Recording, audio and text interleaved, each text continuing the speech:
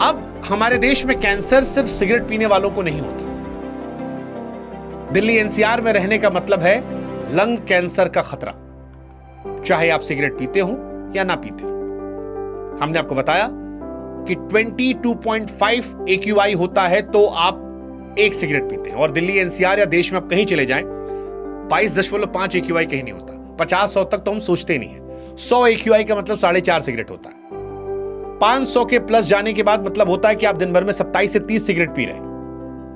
Delhi NCR में तो हम 50 सिगरेट के पार कर चुके हैं। और WHO कहता है कि PM 2.5 और हवा का प्रदूषण कैंसर बनाता है। इसका मतलब है कि दिल्ली एनसीआर या देश के प्रदूषित शहरों में जब आप सांस ले रहे हैं तो सांस लेना उतना ही खतरनाक है जितना सिगरेट पीना। दिल्ली में खांसी, सांस लेने में तकलीफ या सीने में हल्का दर्द होना आम लगता है। पहले हम इसे प्रदूषण की खांसी कहकर टालते थे, लेकिन ये लंग कैंसर के शुरुआती लक्षण है। और इसीलिए अफसोस से कहना पड़ रहा है, कैंसर सिर्फ सिगरेट पीने वालों को नहीं होता।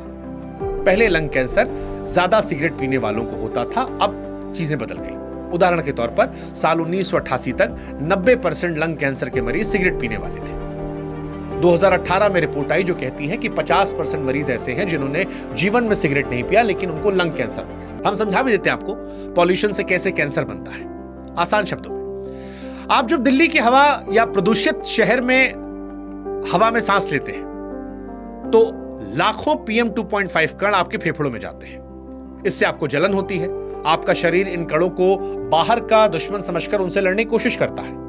इससे फेफड़ों में हल्की जलन, सूजन होती है जो लंबे समय तक रहती है। फिर यह जलन आपके फेफड़ों की कोशिकाओं को खराब करती है, खासकर आपके DNA को, जो कोशिकाओं को निर्देश पुस्तिका है। अब अगर यह सालों तक चलता रहता है तो कोशिकाएं बेकाबू होकर बढ़ने लगती हैं और यहीं से कैंसर की शुरुआत होती है। हाँ, हमें यह परेशान इसलिए नहीं करता क्योंकि यह सब बहुत धीरे धीरे होता है, इसलिए हमें इसका अंदाजा नहीं होता। हालांकि एक टेस्ट है LDCT, एक ऐसी जांच है जो कैंसर की शुरुआती दौर में पकड़ सकती है। सामान्य एक्सिस ज्यादा सटीक है, कम रेडिएशन है। अगर आप 40 साल या उसके ऊपर के हैं तो आप इसे टेस्ट करवा सकते हैं।